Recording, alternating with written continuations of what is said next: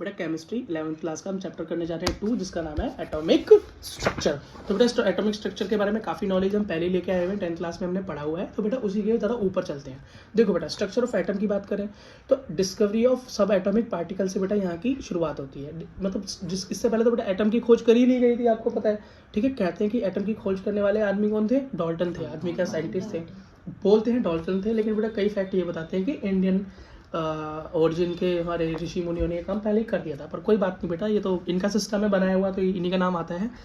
हमें इस पर नहीं पढ़ना, हमें पढ़ाई में करना है। देखो एटॉमिक मॉडल दिए गए, ठीक है, डेवलपमेंट हुए हुए बेटा टॉपिक्स हैं जो कि हमको पढ़ने हैं। सिर्फ यही टॉपिक्स हैं बेटा एनसीईआरटी के अंदर, फालतू इससे कुछ भी नहीं पढ़ना आपको। अलग देखो तो बेटा एटम के बारे में सबसे पहले डाल्टन ने बोला। डाल्टन ने क्या बोला कि भैया एटम एक ऐसी चीज़ है जो कि इनडिविजिबल है, मतलब किसी चीज़ को तोड़ते जाओ तोड़ते जाओ तोड़ते जाओ और एंड में एक ऐसा पार्टिकल होगा जो इतना छोटा होगा कि इसको आप फर्दर नहीं तोड़ सकते।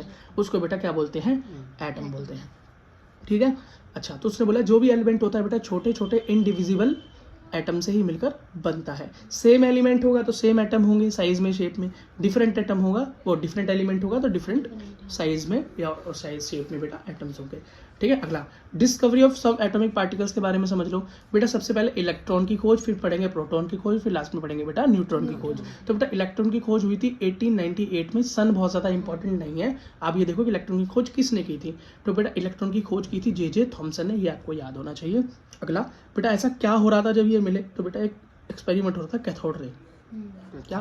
कैथोड रे एक्सपेरिमेंट परफॉर्म किया जा रहा था, जहाँ कौन कर रहे थे? William Crook. कौन? William Crook. विलियम क्रुक एक बेटा एक्सपेरिमेंट परफॉर्म कर रहे थे जहाँ पर बेटा इस नेगेटिव पार्टिकल की खोज हुई जिसका नाम था इलेक्ट्रॉन। और बेटा इसको नेम दिया था स्टोनली ने। किसने? स्टोनी नाम के एक साइंटिस्ट ने इसको नेम दिया था। और इसकी खोज करने वाले जे थॉमसन, ये सबसे इंपॉर्टेंट नाम है। या किस एक्सपेरिमेंट में मिला? कैथोड रे में मिला, ये इंपॉर्टेंट है बस। बेटा जो इसका चार्ज होता है, नेगेटिव चार्ज होता है इलेक्ट्रॉन पे, आपको पहले ही पता है, और वो कितना होता है? 1.6 10⁻⁹ कूलम। ये है बेटा बड़ा ही इंपॉर्टेंट फैक्ट। सब इंपॉर्टेंट पे मैं पहले आपको बताता चलूंगा क्या इंपॉर्टेंट है। बेटा ये है इंपॉर्टेंट फैक्ट। एटम इलेक्ट्रॉन का मास होता है 9.1 10⁻³ किलोग्राम। ये बेटा थोड़ा कम इंपॉर्टेंट है लेकिन है इंपॉर्टेंट। याद कर लोगे तो दिक्कत कुछ नहीं है, पर वैसे मोस्ट ऑफ द केसेस में गिवन होता है। या आप देख लो कि पहचान पाओ इसे, कभी कंफ्यूज ना हो। -31 9.1 से याद रख लेना। पर बेटा ये चार्ज तो याद रखना ही रखना है। अगला अगला देखो बेटा प्रोटॉन की खोज हुई थी 1904 में। कब हुई थी इतना इंपॉर्टेंट नहीं है, किसने की थी ये इंपॉर्टेंट है। डिस्कवरी की थी बेटा इसकी रदरफोर्ड ने। किसने की थी? रदरफोर्ड ने। कौन सा एक्सपेरिमेंट परफॉर्म हो रहा था? तो बेटा गोल्डस्टीन नाम के साइंटिस्ट एक एक्सपेरिमेंट परफॉर्म कर रहे थे, इसका नाम था कैथोड रे, सॉरी एनाल रे experiment. Cathode ray electron, anal रे, ठीक। इसका चार्ज बेटा पॉजिटिव होता है। क्या होता है? पॉजिटिव होता है।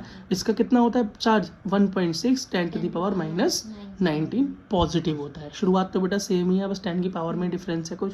अगला इसका मास होता है 1.67 × 10⁻⁻27 किलोग्राम, मतलब हैवी होता है। अगला होता है बेटा न्यूट्रॉन। क्या है? न्यूट्रॉन। तो न्यूट्रॉन की बेटा सबसे पहले डिस्कवरी की थी जेम्स चैडविक ने। किसने बेटा?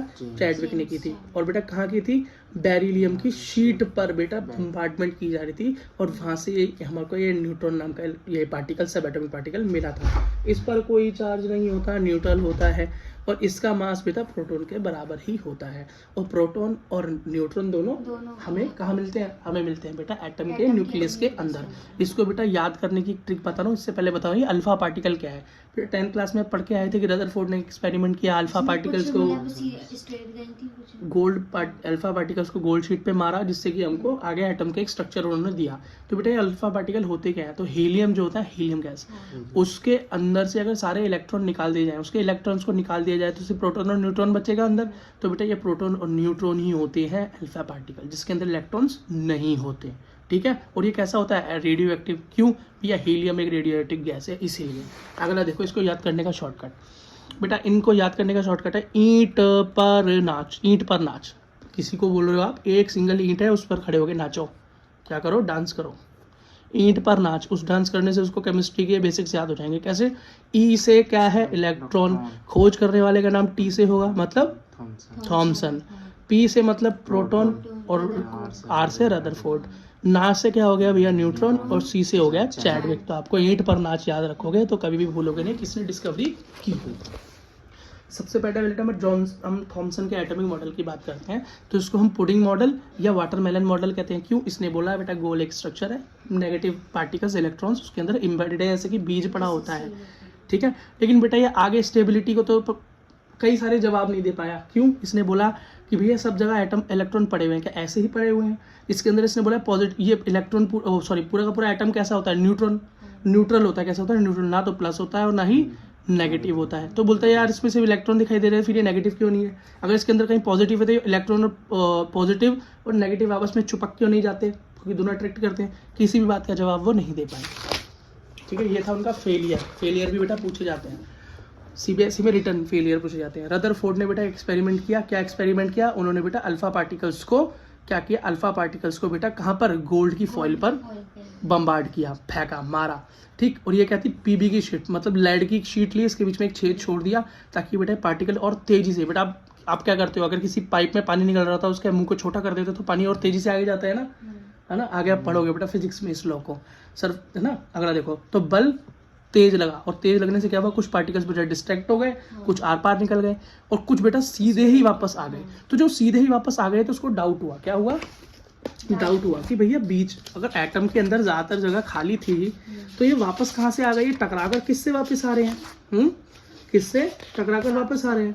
ये उससे उसका सवाल था। ये देखो जरा एक्सपेरिमेंट को दिखा देता हूँ।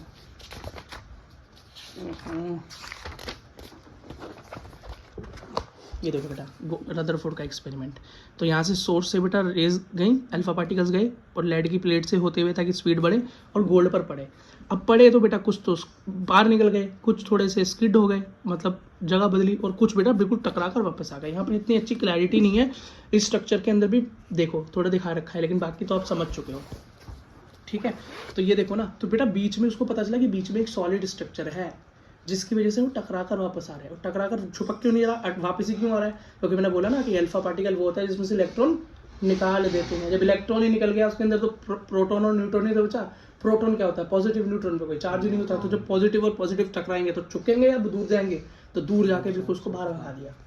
तो उसको पता चला कि बीच में क्या है? एक सॉलिड पार्ट है जो कि बिल्कुल भी इसके अंदर से बेटा अल्फा पार्टिकल पार नहीं निकल पाया। तो उसने क्या बोला? एटम ज्यादातर तो खाली था लेकिन बेटा उसके अंदर एक बीच में सॉलिड स्ट्रक्चर था, वो भी पॉजिटिव। वो क्या था? न्यूक्लियस, उसने उसका नाम दिया। न्यूक्लियस बहुत ही छोटा होता है, इसने ये बताया। इसने बोला एक एटम की अगर न्यूक्लियस की हम रेशियो की बात करें तो ये आर एटम का मतलब है रेडियस ऑफ एटम, वो क्या होगी? 10⁵, मतलब 10 लाख गुना कम होती है। मतलब मान लो एक इलेक्ट्रॉन है, सॉरी एक एटम है, तो एटम की जो अंदर जो न्यूक्लियस है वो कितना बड़ा होगा? वो बेटा उसकी रेडियस से, मान लो इसकी रेडियस है 1 करोड़ सेंटीमीटर, तो बेटा ये हमारा न्यूक्लियस होगा, ये इसकी रेडियस सिर्फ कितनी होगी? इससे 5, मतलब कितनी? 10⁵ का मतलब 1 लाख गुना छोटी होगी।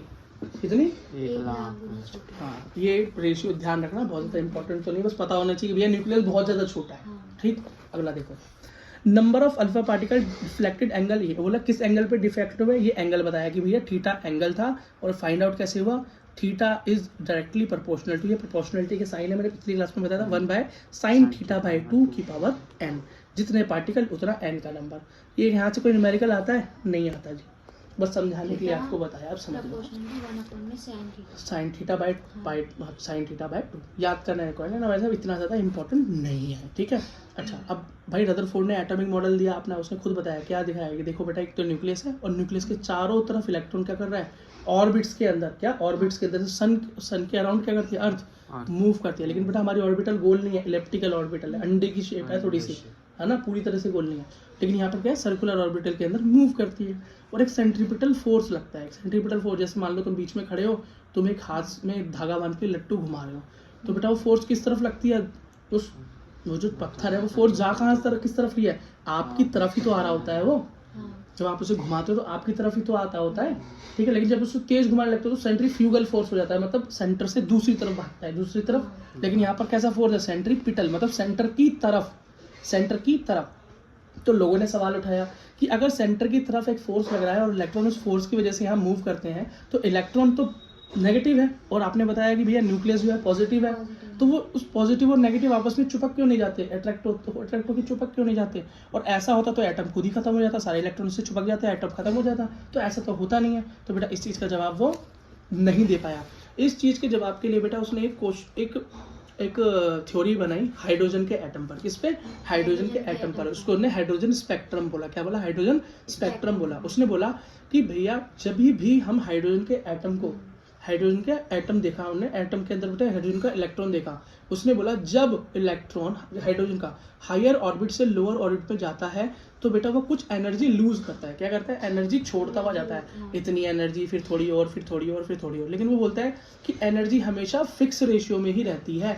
ये नहीं कि हमेशा ही छोड़ता जाए और वो खत्म हो जाए। कुछ ना कुछ एनर्जी एंड में रिमेन रहती है जिसकी वजह से वो नीचे नहीं जा पाता।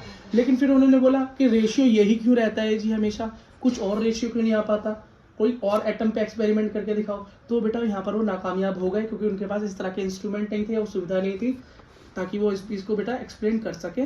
ठीक है, तो उसके बाद बेटा क्या आता है इनके और बेटा अगला मॉडल जो आने वाला है, अगला मॉडल तुम्हें खुद पता है कौन सा है, उसका न्यूट्रॉन बोर मॉडल। ठीक है, तो बेटा अगला जो मेन मॉडल आने वाला है, हमको जो 10th में पढ़ा था, लेकिन उससे पहले क्या होता है, काफी टाइम होता है, 10 साल लग जाते हैं नया मॉडल आते आते। तो बेटा उसके बीच में एक प्लैंक नाम के साइंटिस्ट ने क्या करते हैं, क्वांटम थ्योरी देते हैं। क्या देते हैं? क्वांटम थ्योरी देते हैं, लाइट पर एक्सपेरिमेंट करते हैं। सॉल्यूशन जो था वो बोर्स मॉडल से मिला। हाँ, बोर मॉडल ने दिया, बोर ने दिया। फिर बोर भी आगे जाके कई जगह फेल हुए, वो भी हम बताएंगे, पहले हम पढ़ते हैं बेटा। तो डुअल नेचर ऑफ लाइट के बारे में इन्होंने बताया। तो लाइट का मतलब डुअल नेचर क्या हो गया बेटा? डुअल नेचर का मतलब हो गया कि लाइट कैसे ट्रैवल करती है, कैसे ट्रैवल करती है। तो बेटा इन्होंने बताया वो वेव नेचर भी दिखाती है और पार्टिकल नेचर भी दिखाती है। अब ये वेव नेचर क्या है और पार्टिकल नेचर क्या है? तो बेटा वेव नेचर का मतलब होता है जब लाइट वेव में मोशन करे, मतलब कोई चीज अगर सामने आ रही है, या तो बेटा उसके अंदर से निकल के डिफ्लेक्ट हो जाए, रिफ्लेक्ट हो जाए, रास्ता बदल ले, या थोड़ी सी बैंड होकर निकल जाए। ठीक, और कई बार बेटा लाइट ऐसा भी करती है कि बिल्कुल स्ट्रेट लाइन में चलती है, और कोई अगर बेटा ऑब्जेक्ट आ जाए तो वो बिल्कुल वहीं पर रुक जाती है, ना टकरा कर वापस जाती है, ना आर पार हो पाती है। तो बेटा सीधी रेखा में जब चलती है, स्ट्रेट लाइन में जब मोशन होता है, तो उसको बेटा हम पार्टिकल नेचर बोलते हैं। और जब बेटा जब बैंड होती है, लाइट क्या होती है, बैंड होती है, तो उसको वेव नेचर बोलते हैं। ये दोनों तरह के कैरेक्टर कौन दिखाता है? लाइट दिखाती है। ये देखो मेरा हाथ बेटा आगे आ गया तो पीछे क्या बन गई? परछाई बनी, परछाई दिखाई दे रही है यहाँ पे मेरी। तो बेटा क्यों हुआ? क्योंकि मैं बीच में आ गया लाइट के और नीचे परछाई बनी। ये क्या है बेटा? लाइट का पार्टिकल नेचर दिखाता है। लेकिन यहाँ पर मैं एक शीशा लगा देता, प्रिज्म रख देता, तो क्या होता? बैंड होती है, अपना वेव नेचर दिखाती है। मतलब लाइट दोनों तरीके से अपना नेचर दिखा देती है। हमने एक एक्सपेरिमेंट और किया था, पाइप से बेटा एक बच्चा मोमबत्ती को देख रहा होता है छोटी क्लास में, 6th या 7th क्लास में। तो बेटा सीधा पाइप होता है तो उसको रोशनी दिखाई देती है, लेकिन जब पाइप मुड़ा होता है तो उसको दिखाई नहीं देती। लेकिन वहीं अगर वो एक बड़े पाइप के अंदर शीशे लगा दे मोड़ पे, तो उन शीशों के रिफ्लेक्शन से लाइट दिखाई दे जाती है। तो बेटा लाइट दोनों तरह का नेचर शो करती है, ये उन्होंने बताया। और बेटा उन्होंने एक बात और बताई कि लाइट जो होती है वो खुद एक एनर्जी ही तो है। तो जो लाइट के जो पार्टिकल्स है वो इलेक्ट्रॉन भी नहीं है, वो प्रोटॉन भी नहीं है, वो क्या है? वो है फोटोन। क्या बोला? लाइट के पार्टिकल्स को उन्होंने फोटोन बोला। क्यों बेटा? उनके अंदर कोई मास नहीं होता, कोई वजन नहीं होता है। तो इलेक्ट्रॉन में तो मास होता है, प्रोटॉन में मास होता है, इनके अंदर नहीं होता। तो ये होते हैं फोटोन, या इनको हम क्वांटा भी बोलते थे। क्या बोलते हैं बेटा? क्वांटम। क्या बोलते थे बेटा? या तो क्वांटम या बेटा फोटोन। मतलब फोटोन जो होता है ना, अगर दिखाई दे जाए, क्या दिखाई दे जाए, तो बेटा उसको क्वांटम बोल देते हैं, बस, है ना। वैसे यार वैसे उल्टा समझो, इसे मैंने उल्टा बता दिया। ऐसा क्वांटम जो कि दिखाई देता है, रोशनी दिखाई देती है ना, या दिखाई देने में मदद करती है, चमकती है, तो उसको फोटोन बोल देते हैं। ठीक है, तो क्वांटा एक ऐसी एनर्जी होती है बेटा जिसके अंदर मास नहीं होता। तो इन्होंने ये बोला कि ये मान लो ये बल्ब है, इस बल्ब सोर्स से यहाँ पे एक ऑब्जेक्ट रखा हुआ है, मान लो तुम खड़े हो, तुम्हारे तक लाइट आ रही है, तुम्हारे ऊपर लाइट पड़ रही है इस बल्ब से। तो इस बल्ब से आने वाली लाइट की जो आ रही है वो किस फॉर्म में आती है? वो क्वांटा आते रहते हैं धीरे धीरे। पूरे को बोलते हैं क्वांटा और एक को बोलते हैं क्वांटम, और आप तक पहुंच जाता है। और वो जो भी एनर्जी उस बल्ब से आ रही है आपकी तरफ, वो आप में एब्जॉर्ब हो जाती है। देखा है ना, बहुत हैवी कोई लाइट जल रही है, उसके आगे का खड़े हो जाओ, गर्म हो जाता है, गर्मी लगने लगती है। पहले जो बल्ब होते थे ना, CFL से पहले, LED से पहले, बहुत गर्मी लगती थी उन बल्बों से। इतनी गर्मी लगती थी, 100 वाट के बल्ब जो होते थे, या मरकरी जो होती है ना, जो उसमें जलती है लाइट, अब तो बेटा वहाँ भी LED जलने लगी। नहीं तो वो इतनी तेज होती थी कि आदमी को गर्मी लगना चालू हो जाती थी उसमें, है ना। शादी में टेंट में आग लग जाती थी उसमें। ठीक है। अब बेटा एक याद रखना, एक चीज और,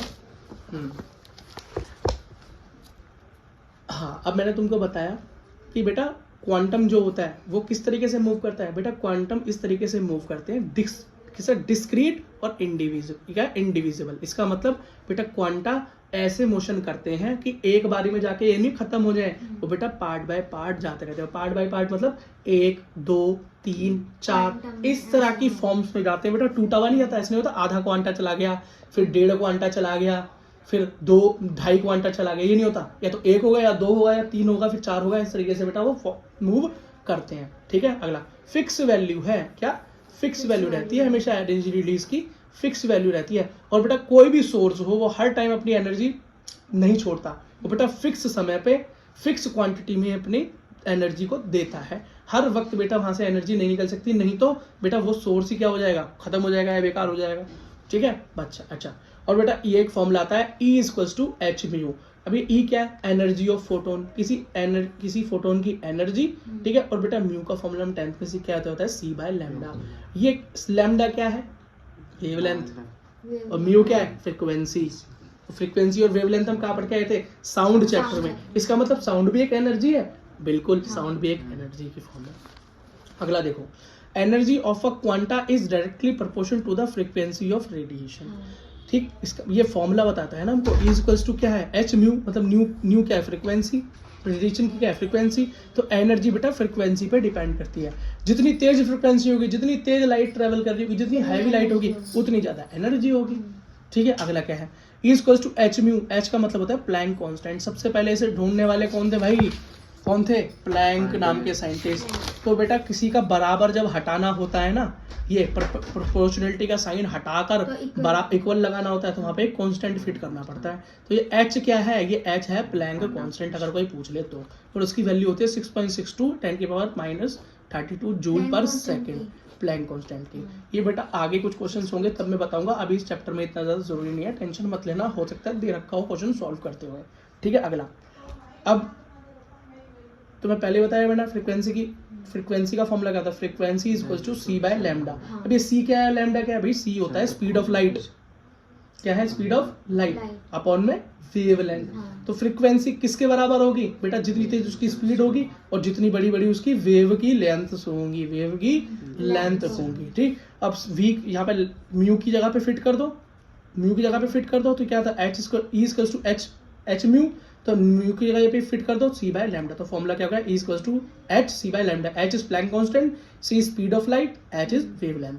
ठीक है बेटा, इस तरह से कभी क्वेश्चन भी इससे आ सकता है। अगला, इफ क्वांटम रिलीजेस, इसने बोला एनी वैल्यू, अगर बोलेगा भाई n क्वांटम रिलीजेस, बोलता है भैया इतने क्वांटा निकले, किसी से इतने क्वांटा निकले, फोटोन निकले यार, इतने फोटोन निकले, तो नंबर ऑफ फोटोन अगर गिवन हो तो बस n जोड़ देना, इस फॉर्मूले में क्या n जोड़ देना, बस h C/λ सेम, बस n क्या होगा भैया, जितने भी नंबर ऑफ फोटोन बोले या क्वांटा बोले फिट कर देना इसके अंदर। अगला देखो भाई, quantization of energy, every source of energy can release only fixed amount of energy. याद रखना बेटा, क्वांटाइजेशन ऑफ एनर्जी क्या कहती है, वो कहता है भैया कोई भी सोर्स हो जहां से एनर्जी आ रही हो या लाइट आ रही हो, वो बेटा कुछ फिक्स अमाउंट ऑफ एनर्जी ही देगा।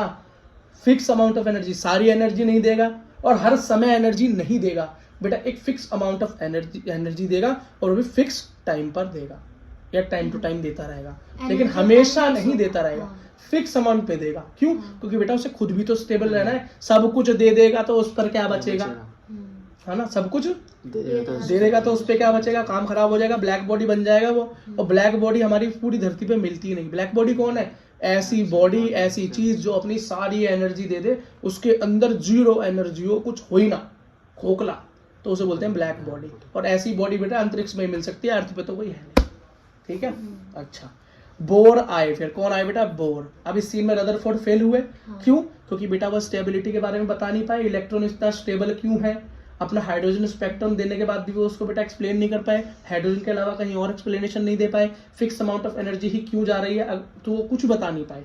ठीक, लेकिन बोर जो आए उन्होंने बेटा क्वांटाइजेशन ऑफ एनर्जी पढ़ी और इससे बेटा उन्होंने आइडिया लगा लिया कि इलेक्ट्रॉन अपनी सारी एनर्जी इसलिए लूज नहीं करता क्योंकि प्लैंक नाम के साइंटिस्ट ने ये प्रूव कर दिया था लाइट की थ्योरी से कि सारी एनर्जी तो लूज कर ही नहीं सकता, तो कुछ एनर्जी तो रहती होगी इलेक्ट्रॉन के पास, तभी तो बेटा वो नीचे की तरफ मूव करके घुस नहीं जाता अंदर, तो कुछ ताकत रहती। यही बात वो बता नहीं पाए थे रदरफोर्ड की क्यों रह जाती है, तो उन्होंने बेटा लाइट की मदद से प्रूव कर दी।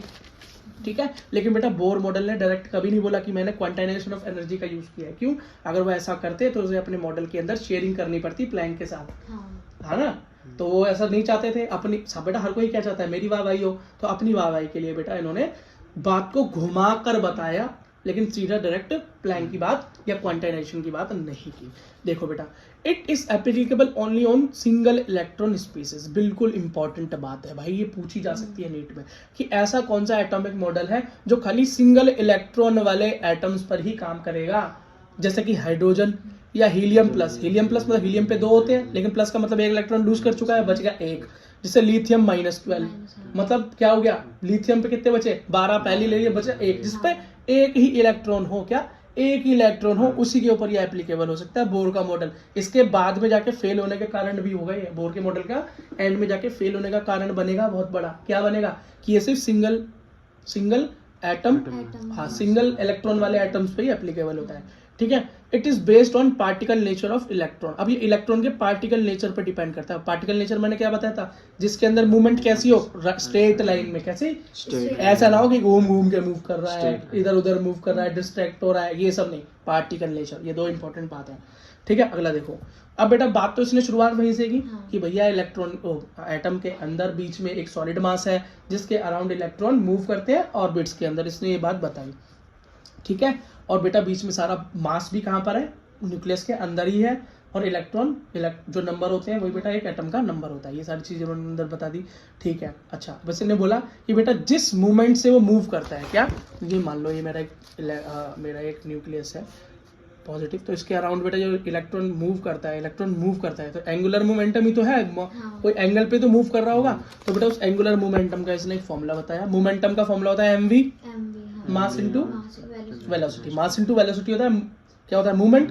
भैया मूवमेंट का क्या मतलब होता है, जब कोई तुमने किसी को धक्का दे दिया, अब वो बेचारा उस मूवमेंट में धक्के में चला जाता है, तो वो मूवमेंट होती है। जैसे मान लो तुम घूमने लगे तो घूमती चली जाती है ना चीज, उसका मोमेंटम हो जाता है। उस तरह का क्या होता है, मोमेंटम हो जाता है। मूवमेंट से क्या होता है, मोमेंटम हो जाता है।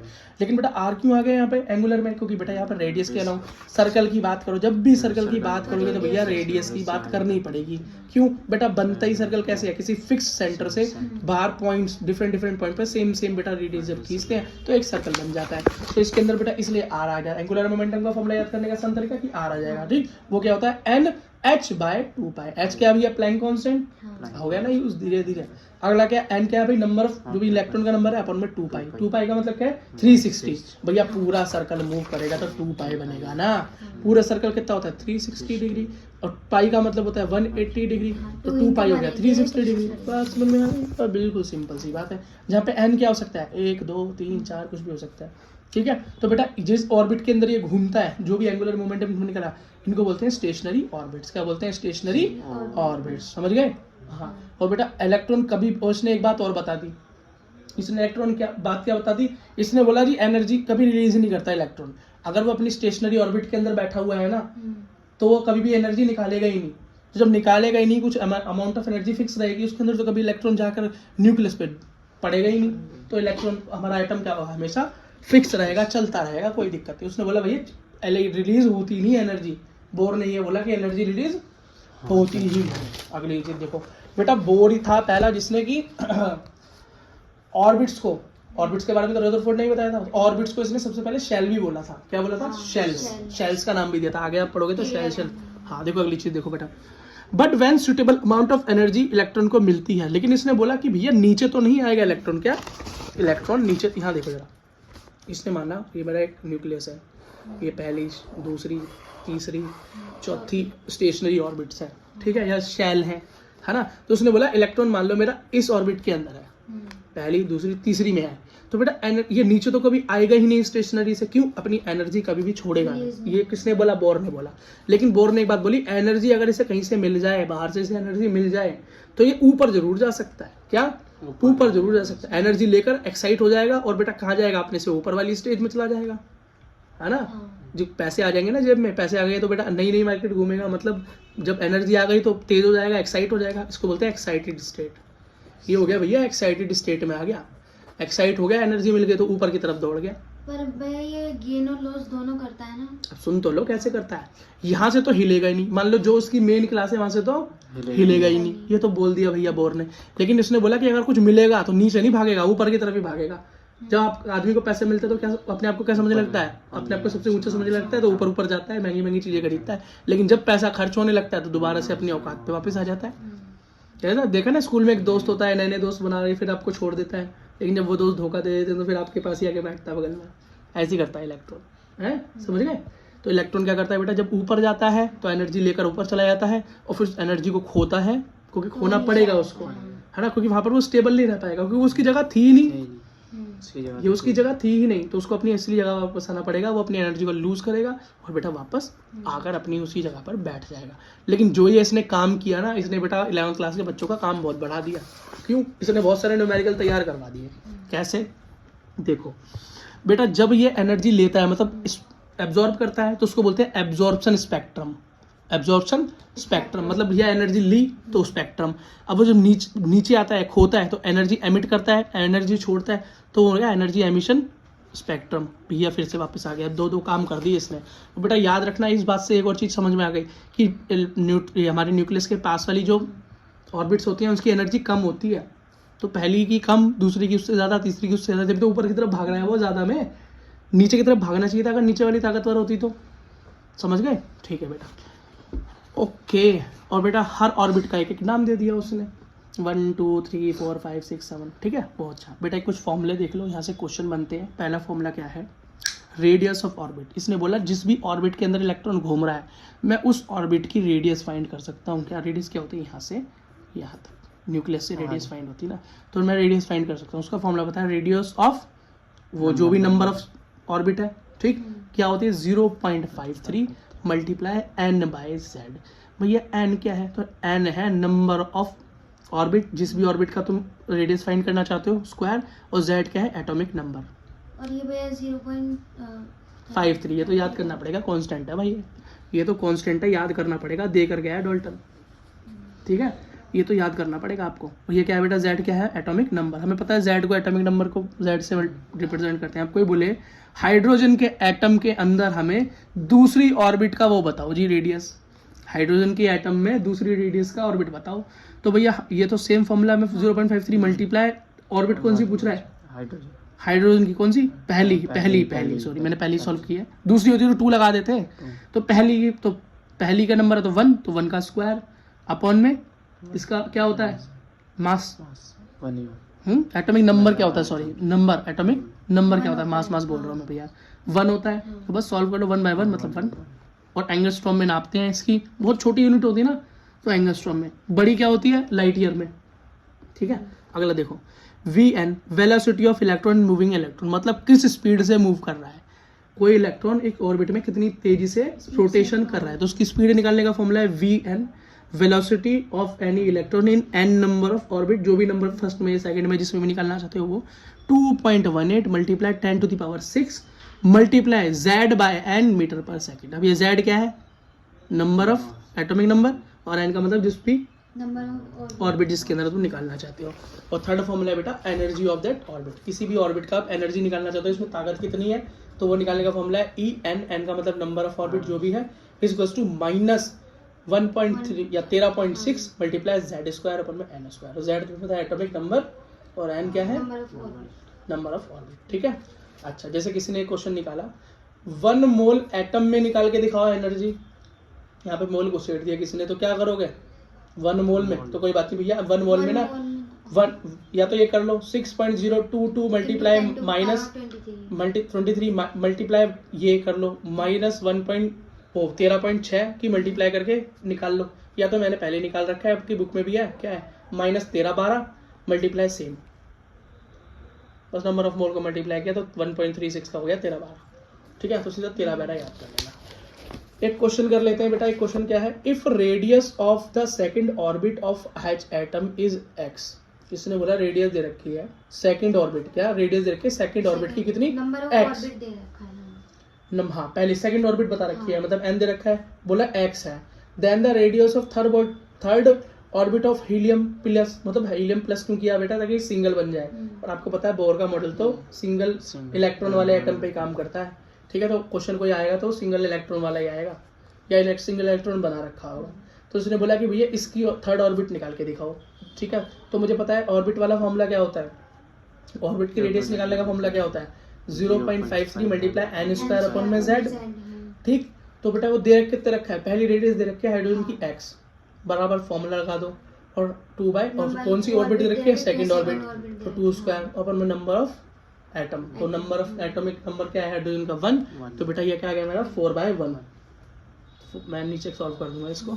अब बेटा दूसरी चीज क्या दे रखी है, हाइड्रोजन के थर्ड की निकालनी है, वो हीलियम के थर्ड ऑर्बिट के निकालनी है। तो 0.53 मल्टीप्लाई थर्ड पूछा है, थर्ड ऑर्बिट उस पर, हाँ, और हीलियम का एटॉमिक नंबर होता है 2, तो ये हो गया 9/2। इसको अभी करते हैं, तो दोनों का क्या कर देंगे बेटा, कम इस तरह के क्वेश्चन में डिवाइड कर देते हैं, ठीक है। तो डिवाइड कर देंगे, तो इसको डिवाइड करेंगे रेडियस ऑफ हाइड्रोजन में रेडियस ऑफ हीलियम, तो ये तो पता है x, ये पता नहीं, radius of third orbit helium की थर्ड ऑर्बिट की रेडियस पूछी है, ठीक है। इज इक्वल्स टू ये क्या निकल के आया 0.53 मल्टीप्लाई 2 स्क्वायर बाय 1 और अपॉन में 0.53 इंटू 3 स्क्वायर बाय 2, तो 0.53 क्या 2 स्क्वायर हो गया 4 1, ये हो गया 9/2।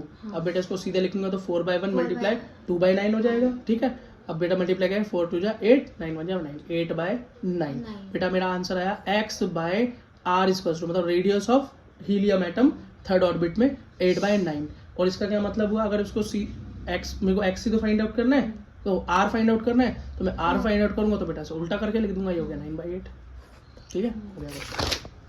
देखो बेटा एक क्वेश्चन दे रखा है, find energy of first orbit of H1 first. अब एनर्जी का निकालना है फॉर्मूला, तो एनर्जी का फॉर्मूला क्या था, -13.6 इंटू z स्क्वायर अपॉन में n स्क्वायर, ठीक है, इलेक्ट्रॉन वोल्ट पर एटम। अब क्या निकला, हाइड्रोजन की फर्स्ट ऑर्बिट का निकालना है, तो फर्स्ट ऑर्बिट का निकालना है, तो हाइड्रोजन का एटॉमिक नंबर होता है 1 और n हो गया 1, तो 1 square upon 1/1 13.6 multiply 1 13.6 electron volt, ठीक है बेटा। मजा आया, ठीक है। बस यही है टोल्टन, जाते जाते बच्चों को परेशान कर दिया, न्यूमेरिकल दिया। फॉर्मूला याद हो तो इजी है, फॉर्मूला याद ना हो तो बेटा ये क्या अमाउंट एवरेस्ट है ना। अगला देखो बेटा एक क्वेश्चन दे, यहाँ पर एक नई चीज है, क्वेश्चन नहीं है, एटॉमिक स्पेक्ट्रा। क्या है बेटा, एटॉमिक स्पेक्ट्रा। इसको बेटा समझते हैं, यहाँ पे हमें पढ़ना है एटॉमिक स्पेक्ट्रा, बहुत इंटरेस्टिंग और बहुत इंपॉर्टेंट है। इसका क्या मतलब है, मान लो ये कि ये बेटा हमारे पास एक शीट है, मेटल की शीट मान लो, या कोई ऐसी शीट है इसमें बहुत सारे एटम है, ठीक। हमने इसे नीचे से गर्म किया, हीट किया, गर्म किया, हीट किया, हीट करेंगे तो इसके इलेक्ट्रॉन में एनर्जी जाएगी, और इलेक्ट्रॉन बेटा क्या आएगा, बाहर आएगा, रेडिएशन हीट छोड़ेगा ना। इलेक्ट्रॉन बेटा पहले तो गर्म होकर बाहर जाता है, ऊपर शेल में जाता है, और फिर वापस नीचे आते हुए क्या करता है, अपनी एनर्जी छोड़ता है। तो जब छोड़ता है तो बेटा वो रेडिएशन फेंकता है, क्या फेंकता है, रेडिएशन फेंकता है, विजिबल रेडिएशन फेंकता है, कई बार दिखाई भी देती है।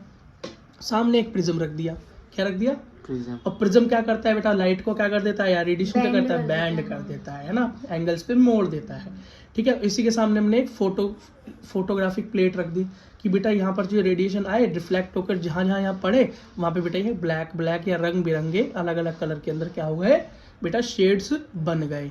तो बेटा हमने बोला जो भी रेडिएशन यहाँ पर आ रही है वो अपने वेवलेंथ के अकॉर्डिंग बैंड हो रही है। जैसे कि इसने बोला कि जो भी बैंडिंग का एंगल था, थीटा था, वो बेटा वेवलेंथ के क्या था, इनवर्सली प्रोपोर्शनल था। मतलब जितनी ज़्यादा वेवलेंथ उतना कम एंगल, और जितनी कम वेवलेंथ उतना ज़्यादा एंगल, ठीक है। तो हमें पता चला जो यहाँ पर जो डिफ्लेक्शन हुई, नीचे क्या बना, जो नीचे जो बेटा वेवलेंथ आई वो सबसे कम वाली थी, सबसे कम वाली थी। और इसके ठीक अपोजिट ऊपर क्या होगा, हाँ तो ज्यादा एंगल बनाना दिख नहीं रहा है यहाँ पे, सबसे ज्यादा मूव तो यही, सबसे ज्यादा एंगल यही बना, तो क्या बना, लैम्डा मिनिमम आया, वेवलेंथ क्या आई, मिनिमम। और जितने ऊपर वाले आएंगे वो क्या बने, मैक्सिमम वाले, ठीक है। तो नीचे से ऊपर की तरफ क्या वेवलेंथ बढ़ती चली गई, ये स्पेक्ट्रम बन गया, ये बोल स्पेक्ट्रम लाइंस है। क्या है बेटा, स्पेक्ट्रम लाइंस है।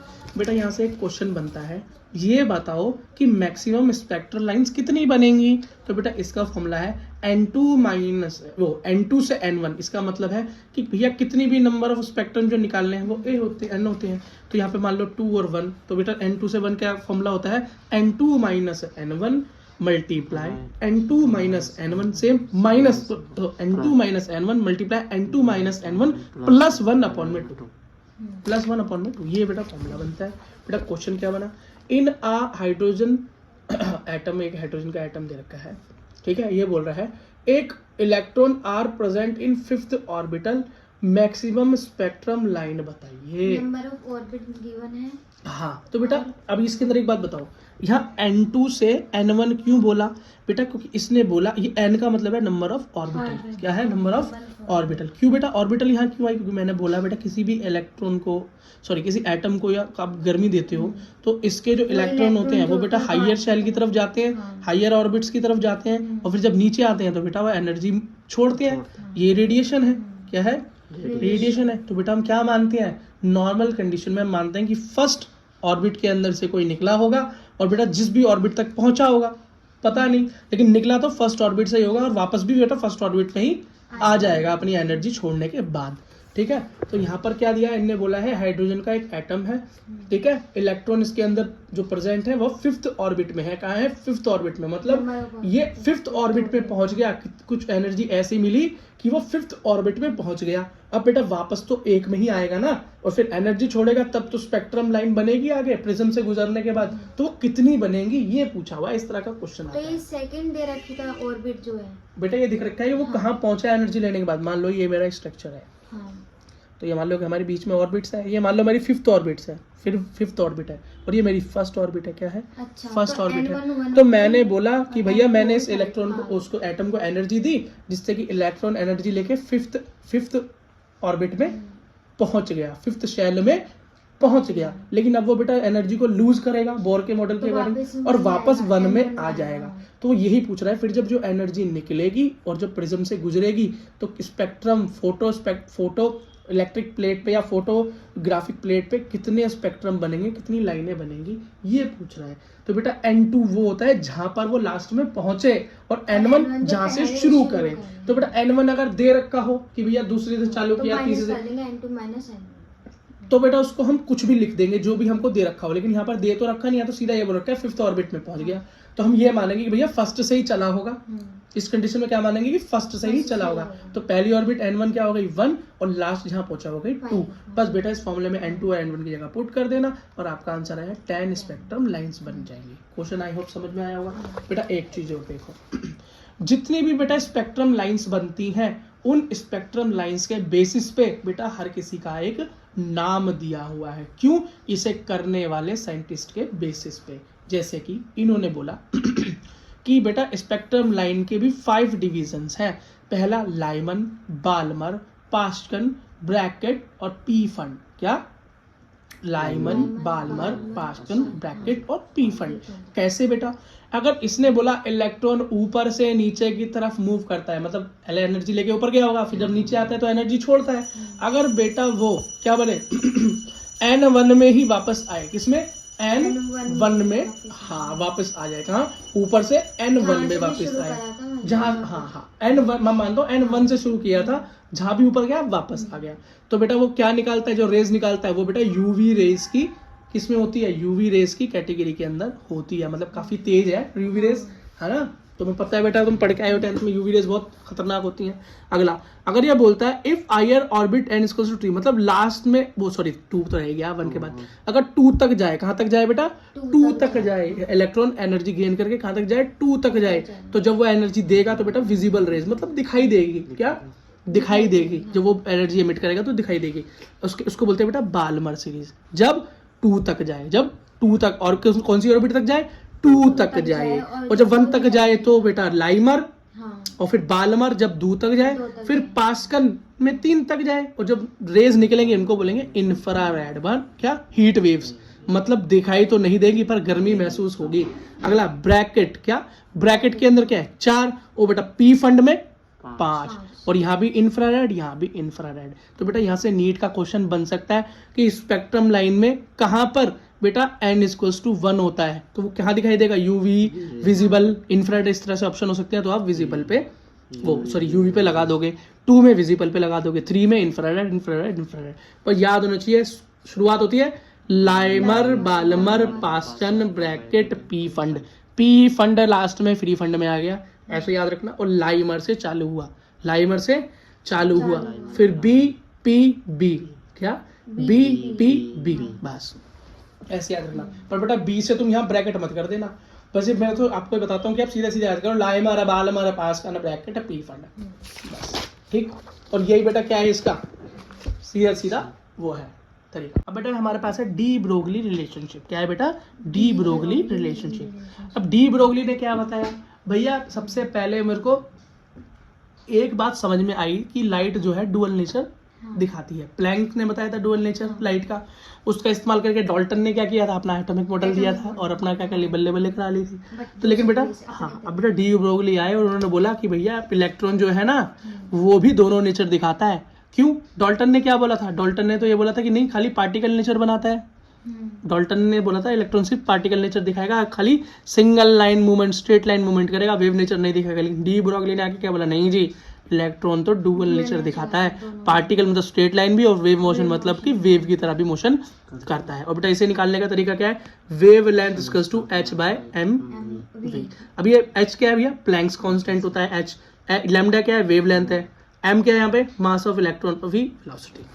ठीक है, अगला बेटा देखो, ये है भाई बहुत इंपॉर्टेंट, सबसे इंपॉर्टेंट है, यहाँ से बहुत क्वेश्चन आ जाते हैं ठीक, और सुनने में भी इजी है वैसे बेटा, समझो। Heisenberg uncertainty principle. अभी अनसर्टेनिटी क्या है, हाइजेनबर्ग तो साइंटिस्ट का नाम है, अनसर्टेनिटी का मतलब होता है जो चीज पक्की ना हो, जो चीज पक्की ना हो, जिसका पता ना चल पाए, वो है अनसर्टेन। और प्रिंसिपल उसने ये बोला बेटा कि कभी भी किसी भी एटम के अंदर, क्या किसी भी एटम के अंदर सब एटॉमिक पार्टिकल जो है, ऐसे क्या है, प्रोटॉन है, इलेक्ट्रॉन है, न्यूट्रॉन है, ठीक है। तो बेटा बेसिकली इलेक्ट्रॉन की बात करेगा, क्यों, प्रोटॉन तो मूवमेंट करता नहीं, न्यूट्रॉन तो मूवमेंट करता नहीं, मूवमेंट तो इलेक्ट्रॉन करता है। तो इसने बोला बेटा उसकी एग्जैक्ट पोजीशन, अगर वो मूवमेंट कर रहा है, इलेक्ट्रॉन मूवमेंट कर रहा है, मतलब रोटेशन कर रहा है न्यूक्लियस के अराउंड, उसकी एग्जैक्ट पोजीशन और उसकी वेलोसिटी को कभी भी एक साथ निकाला नहीं जा सकता, क्योंकि वो हमेशा क्या होती है, अनसर्टेन। क्या होती है, अनसर्टेन। ये बेटा उसने ये नई चीज बता दी, बात समझ में आ गई। उसने क्या बोला, एग्जैक्ट पोजीशन नहीं बता सकते। अरे एक बात बताओ, इलेक्ट्रॉन भैया मूव कर रहा है, ये मेरा न्यूक्लियस है, ये इलेक्ट्रॉन मूव कर रहा है, तो इसने बोला एक टाइम पे तुम इसकी वेलोसिटी तो फाइंड कर सकते हो डॉल्टन के फॉर्मूले से, है ना, क्या वेलोसिटी निकाल सकते हो, या उसकी पोजीशन के बारे में पता लगा सकते हो। लेकिन बेटा पोजीशन और वेलोसिटी एक साथ कभी नहीं निकाल सकते। क्यों, पोजीशन निकालने जाओगे और वेलोसिटी निकालने जाओगे तो भैया वो फिर मूव कर जाएगा, फिर मूव कर जाएगा, फिर मूव कर जाएगा। और इलेक्ट्रॉन खाली इसके अराउंड मूव नहीं करता, वो अपने एक्सिस पे भी घूमता है, जैसे अर्थ है, अर्थ अपने एक्सिस पे भी घूमती है और सन के अराउंड भी रिवॉल्यूशन करती है।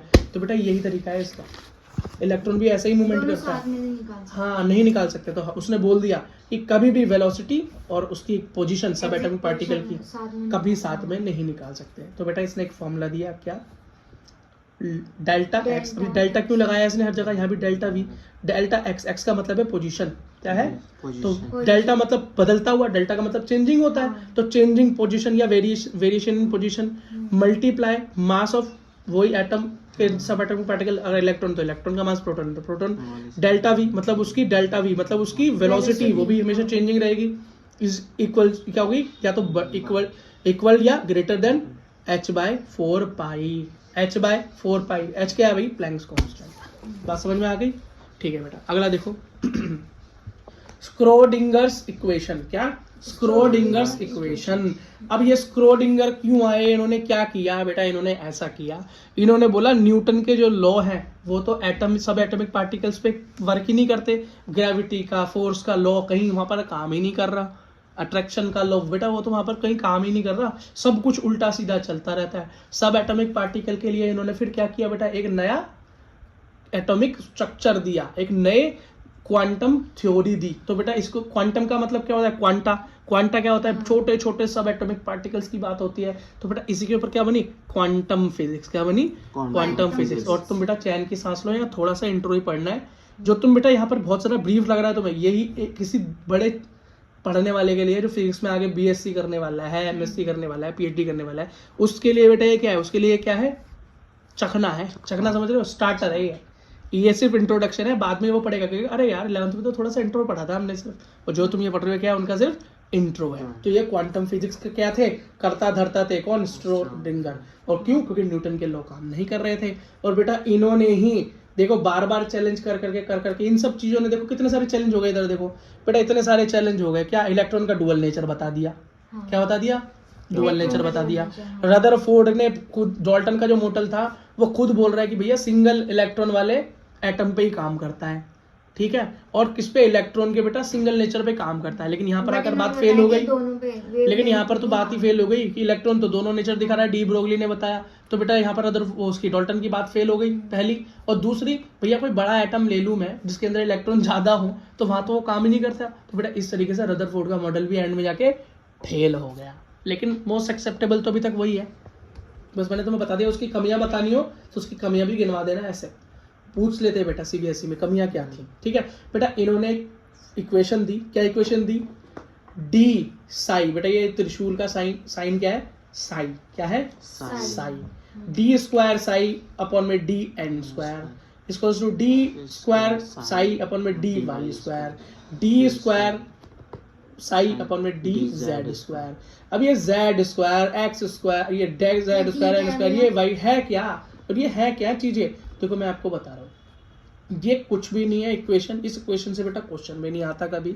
ये सिर्फ एक इंट्रोडक्टरी या इंट्रोडक्शन के लिए तुम्हें दी गई है। आप देखो और बेटा खुश हो जाओ, जानो कि ऐसा भी कुछ होता है, आगे इसके बारे में अच्छे से पढ़ लेना बस। लेकिन इसने एक आइडिया ये दे दिया कि बेटा ये जो भी हो रहा है ये 3D हो रहा है, मतलब एक्स वाई प्लेन में हो रहा है, एक्स वाई। और बेटा एक्स वाई तो 2D होता है, 3D का मतलब क्या है, जब बेटा यहाँ पर जेड भी आ जाए, एक तीसरा है बीच में से जेड भी आ जाए, तो यहाँ जेड भी दिख रहा है, वाई भी दिख रहा है ना। और यहाँ पर क्या होगा, plus 8 pi square M upon में H square E minus V, ठीक है। तो ये तुम्हें दिखाई दे रहा है ना इक्वेशन क्या है। इक्वेशन बेटा नीट वालों के लिए तो बिल्कुल भी नहीं है, नीट में तो उसका एक भी क्वेश्चन यार, नीट में क्लीन है, सपाचट में नहीं आएगा अभी भी। लेकिन इससे एक आइडिया होगा कि बेटा जब भी नहीं इसके अंदर बेटा, लेकिन इससे एक आइडिया हो गया, हो सकता है तुमसे पूछ ले क्या है स्क्रोडिंगर। तो स्क्रोडिंगर ने एक बात बता दी भैया, जब हम बात करेंगे सब एटॉमिक पार्टिकल्स की वहां पर न्यूटन के लॉ काम नहीं करते, तो उसके लिए बेटा स्क्रोडिंगर ने लॉ दिए, और वो भी कैसे दिए, 3D का यूज करके, प्लेन्स का यूज करके। तो बेटा आगे जब हम बॉन्डिंग वगैरह पढ़ेंगे क्या, ठीक है, तो उसके अंदर हम देखेंगे कि ऑर्बिट्स बेटा इन 3D फिगर्स के ऊपर ही कोई ओवरलैप करके इस तरह का स्ट्रक्चर बना रही होगी नोट जैसा, कोई डंबल शेप बना रही होगी, कोई बेटा गोल शेप बना रही होगी। तो ये सब हम बेटा आगे जाके पढ़ेंगे, तो अभी ज़्यादा टेंशन लेने की जरूरत नहीं है। साई का मतलब होता है वेव फंक्शन, मतलब इलेक्ट्रॉन का वेव नेचर, वेव नेचर मतलब इलेक्ट्रॉन किस तरीके से मूव करता है, ये बेटा साई से पता चलता है, ठीक है। ई क्या है, एनर्जी ऑफ इलेक्ट्रॉन, वी क्या है, पोटेंशियल एनर्जी ऑफ इलेक्ट्रॉन, ठीक है। अगला देखो, अब wave mechanic model of atom हमें पढ़ना है। देखो बेटा wave mechanical model of atom, बेटा एटम का ऐसा मॉडल दिया किसने, स्क्रोडिंगर ने दिया, क्योंकि रदरफोर्ड वाला मॉडल यहाँ काम कर ही नहीं रहा था, फेल हो गया, न्यूटन के लॉ काम नहीं कर रहे तो लॉ दिया। तो बेटा इन्होंने बोला एक्स वाई प्लेन के अंदर एक 3D मॉडल बनाया। इन्होंने देखा कि बेटा इस एक्स वाई प्लेन में एक इलेक्ट्रॉन की पोजीशन क्या क्या हो सकती है, मतलब जब उसको एनर्जी देते तो कहीं किसी ऑर्बिट में, कहीं किसी ऑर्बिट में, कहीं। तो बेटा इन्होंने पोजीशन बनाई तो एक क्या बना, देखो बीच में बहुत सारी जगह पे डॉट डॉट डॉट डॉट हो गए, मतलब इलेक्ट्रॉन यहाँ पर इस सर्कमफ्रेंस के अंदर ही ज्यादातर मिल रहा था। तो बेटा इसी सर्कमफ्रेंस को उसने क्या बोल दिया, ऑर्बिटल बोल दिया। क्या बोल दिया, ऑर्बिटल बोल दिया। अब एक नई चीज आ गई, क्या आ गया बेटा, ऑर्बिटल। और जो ये खाली जगह है ऊपर, खाली जगह, तो इसको बोल दिया नोड। क्या बोल दिया, नोड। अगर बेटा नोड में साई की वैल्यू निकालेंगे तो 0 आएगी, क्यों, क्योंकि बेटा साई का काम होता है इलेक्ट्रॉन के वेव नेचर के बारे में बताना। अब भैया यहाँ इलेक्ट्रॉन ही नहीं तो वेव नेचर किसका बताएगा, तो इसलिए 0 आ गया। यहाँ पर कुछ ना कुछ साई की वैल्यू होगी, समझ गए। बस बेटा अगर कहीं बेटा साई का स्क्वायर आ जाए तो होता है प्रोबेबिलिटी डेंसिटी, डेंसिटी फाइंड करने के लिए भी प्रोबेबल, पता नहीं पक्की, ये बाद में बस बता देगा तुमको। क्वांटम नंबर, बेटा इसको ऐसे पढ़ लेना, ऐसे पढ़ लेने से 2 का पहाड़ा पढ़ रखा है ना, आज तक भूलते नहीं हो, बाकी तो याद नहीं रहते तुम्हें 12 के बाद, मुश्किल है। अगला देखो क्वांटम नंबर। क्वांटम नंबर होता है which gave us idea about position, energy, momentum, orientation and spin off electron. जो भैया ये बता दे इलेक्ट्रॉन का पोजीशन क्या है, उसमें ताकत कितनी है, ठीक है, और उसका स्पिन कैसा है ये बता दे, उससे मूवमेंट, घूमना, ठीक है।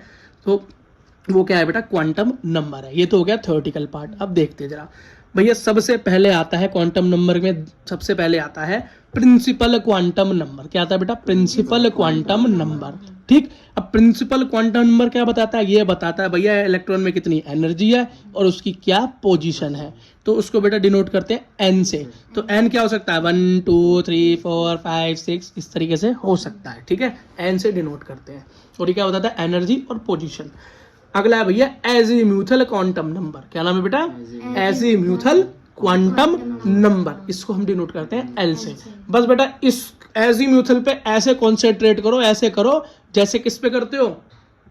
जैसे बेटा चुगली उगली होती है तो आराम से सुनते हो ना, उस पे कॉन्सेंट्रेट करते हो। ऐसे कॉन्सेंट्रेट करो, ऐसे करो, ऐसे पेपर में आने वाला है, नीट में आएगा ये, ऐसे करो।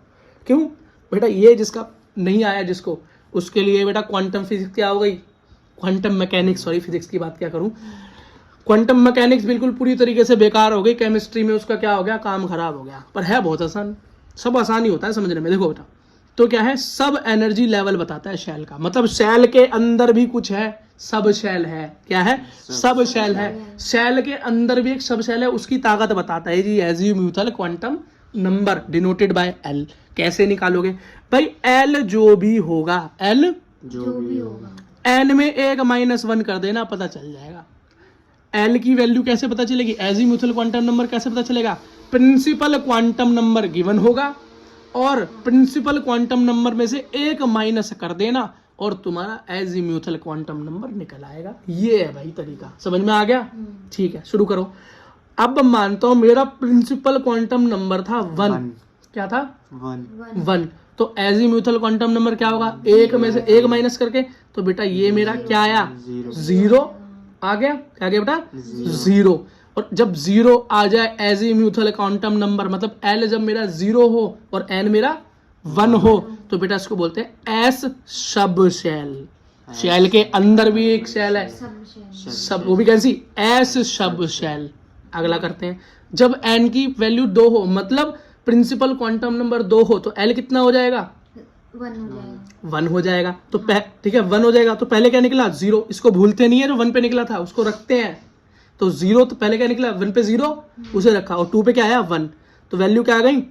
2 वैल्यू आ गई। तो बेटा जब 2 वैल्यू आती है तो उसको क्या बोलते हैं? पी। क्या बोलते हैं? पी। तो पहले आया एस सब शेल, फिर आया पी सब शेल। फिर जब एन होता है 3 तो वैल्यू क्या निकल आती है? एक बार 0, फिर एक बार 1, और 3 रखने पे क्या आई? 3 - 1 मतलब 2।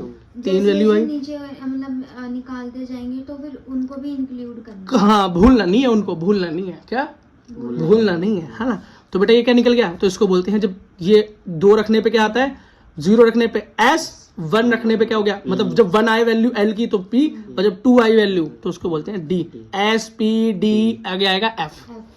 ठीक है बेटा, अभी तुम्हारे में इतना ही है। क्या? इतना ही है। एक क्वेश्चन और देख लो। अगर बेटा कोई तुमसे एंगुलर मोमेंटम पूछ ले, मतलब डिग्री पूछ ले, मोमेंटम पूछ ले, या किस मोमेंट पे घूम रहा है इलेक्ट्रॉन, एंगुलर मोमेंटम क्या हो रही है उसकी, गोल गोल, तो बेटा उसका फॉर्मूला है L × L + 1 ब्रैकेट, मतलब अंडर रूट में मल्टीप्लाई h/2π। 2π मतलब पूरा सर्कल का सर्कुलेशन 360, h प्लैंक कांस्टेंट, देखिए L मतलब नंबर, ये एजीम्यूथल क्वांटम नंबर होता है L। समझ में आया? ठीक है बेटा, अगला क्वेश्चन देखो, या अगला टॉपिक देखो। क्वांटम नंबर ही चल रहे हैं, अभी 2 क्वांटम नंबर सीखे हमने, प्रिंसिपल सीखा, एजीम्यूथल सीखा, अब सीखेंगे मैग्नेटिक क्वांटम नंबर। क्या सीखेंगे बेटा? Magnetic number of orbital in a subshell. सबसे पहले हमने शेल सीखी थी, फिर सब शेल, मतलब उसके बाद हम ऑर्बिट जिसे बोलते हैं, फिर हमने सब शेल सीखा। अभी क्या होता है वो एजीम्यूथल क्वांटम नंबर से पता चलता है, एसपीडी और एक एफ निकलता है। अब उसके अंदर भी एक और चीज सीखी जिसे बोलते हैं ऑर्बिटल। और बेटा इस ऑर्बिटल का थोड़ा सा इंट्रोडक्शन हमने यहाँ भी लिया था, कहाँ पे? वेव मैकेनिक मॉडल के अंदर, यहाँ जहाँ पे इलेक्ट्रॉन की पोजीशन थी, बहुत सारी पोजीशंस जो थी, उसको ऑर्बिटल बोल दिया था। ठीक है, ऑर्बिटल। तो भैया और मतलब सब शेल, शेल के अंदर भी सब शेल, और शेल उसके अंदर, सब शेल के अंदर भी ऑर्बिटल।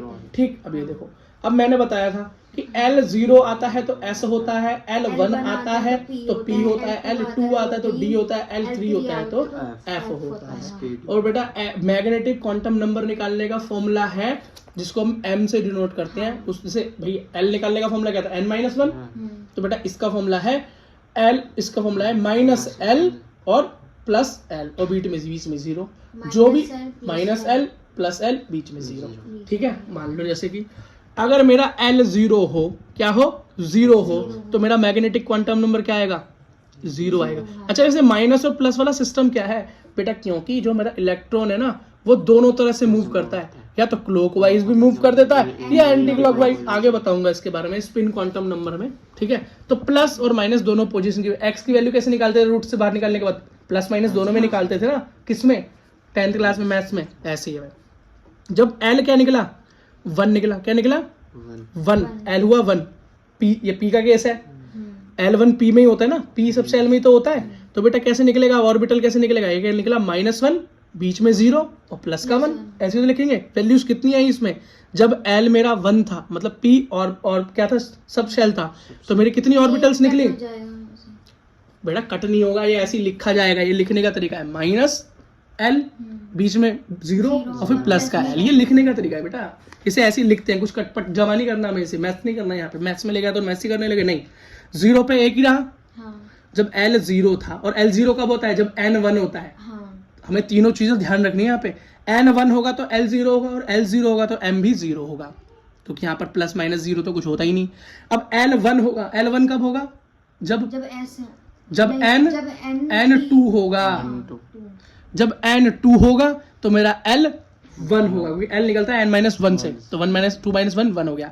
और बेटा जब 0 होता है तो S ऑर्बिट सबशेल, और बेटा P जब 1 होता है तो P सबशेल। बार बार नहीं बोलूंगा, आप ध्यान रखना, ठीक है। तो L = 1 होता है तो -1 और फिर 0 और फिर +1, ऐसे लिखेंगे इस फॉर्मूले के अकॉर्डिंग। तो यहाँ पर बेटा वैल्यूज कितनी आई, 1 2 3 वैल्यू है, कितनी है, 3 वैल्यू। तो हम बोलेंगे भैया यहाँ पर 3 ऑर्बिटल है, कितनी, 3 ऑर्बिटल है।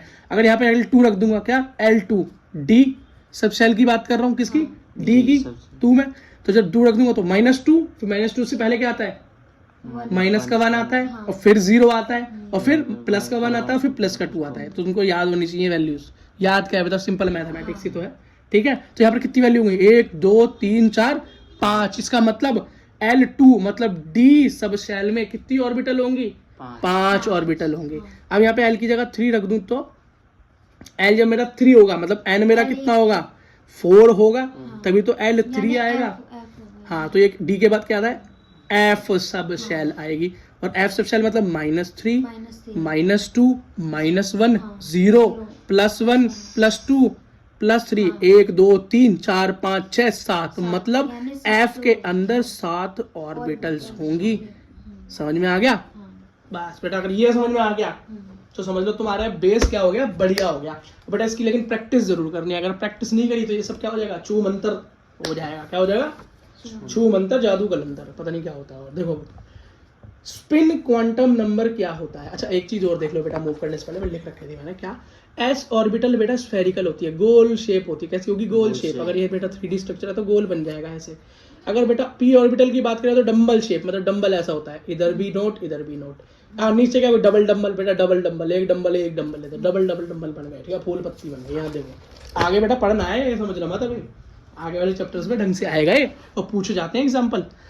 स्पिन क्वांटम नंबर, भैया स्पिन का मतलब जब इलेक्ट्रॉन घूमता है उसके घूमने की वजह से क्वांटम नंबर जो बनता है स्पिन से बेटा एस से इसको डिनोट करते हैं। आसान हो गया।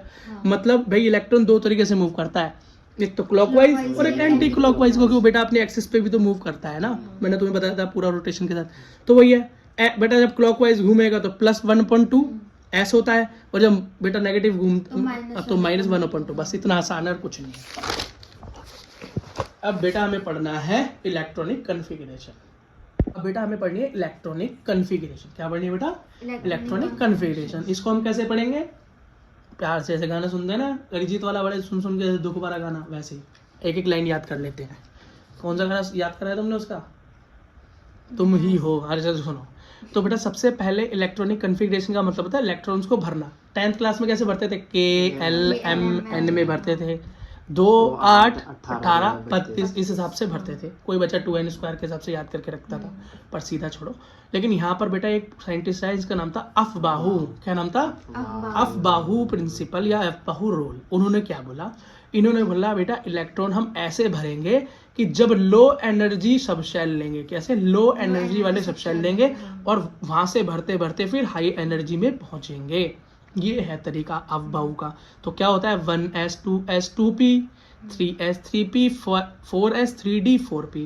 बेटा ऐसे बोलते हैं school school public school Delhi public school फालतू। बेटा इस तरीके से याद करते हैं, लेकिन मैं तुम्हें ये तरीका नहीं सिखाऊंगा, टाइम लगता ये है। भैया है क्या ये? ये मैं बता रहा हूँ ना, मतलब ये बोल रहा है 1s जो सब शेल है उसकी एनर्जी सबसे कम है, फिर उसके बाद आता है 2s, फिर उससे थोड़ी सी ज़्यादा एनर्जी 2p में है, फिर उससे ज़्यादा 3s में है, फिर उससे ज़्यादा 3p में है, फिर उससे ज़्यादा 4s में है, फिर उससे ज़्यादा 3d में, फिर 4p में। बेटा इसी हिसाब से चलता रहता है। अब बच्चों को ये सीक्वेंस से याद नहीं होता तो इलेक्ट्रॉन कैसे भरेंगे, इसलिए वो school public school Delhi public school वाला सिस्टम चलाया था बेटा हमारे टाइम में, इस तरीके से याद किया जाता था। ठीक है। अच्छा तुम ये पूछो कि भैया 1s है, फिर 2s है, फिर ये 2p क्यों घुस गया बीच में, 3s क्यों नहीं आया, ये सीधा सीधा क्यों नहीं चला, ये उल्टा सीधा काम क्यों कर दिया, क्यों मुश्किल कर दिया हमारे लिए, सीधा सीधा याद कर लेते। 1s 2s 3s 4s 5s 6s 7s 7 तक ही जाता है लास्ट। अभी हम पीछे करके आए हैं ना कि लास्ट कितने निकलती हैं ऑर्बिटल्स, 7। तो बेटा ये 7 तक ही क्यों नहीं भर दिया, ये बीच बीच में क्या घुस गया आके, क्यों घुस गया d और p बीच में। तो बेटा इसका फॉर्मूला होता है निकालने का n+l, क्या n+l, उससे बेटा हम वैल्यू निकालते हैं। n होता है जो भी नंबर यहाँ पे दिखा रखा है ऑर्बिटल का, और बेटा l होता है इसका क्या होता है, n-1 करके जो निकालते हैं। हाँ, ठीक है बेटा। l होता है क्या होता है, एजीम्यूथल क्वांटम नंबर। तो बेटा यहाँ पर देखो 1s, s का एजीम्यूथल क्वांटम नंबर क्या होता है, l क्या होता है, s का होता है 0। तो बेटा सबसे कम 0 एनर्जी सी की हुई, हाँ। फिर 2 के अंदर निकालना, फिर बेटा एक बार ये p की निकाल के देखना जरा, p के अंदर p का l क्या होता है बेटा, 1 होता है। तो 2 into 1 क्या हो गया, 1। अब 3s की निकाल के देखो जरा, क्या हो गई, 0 कैसे 0 हो गई बेटा, करके देखो। s जो होता है वो 0 होता है।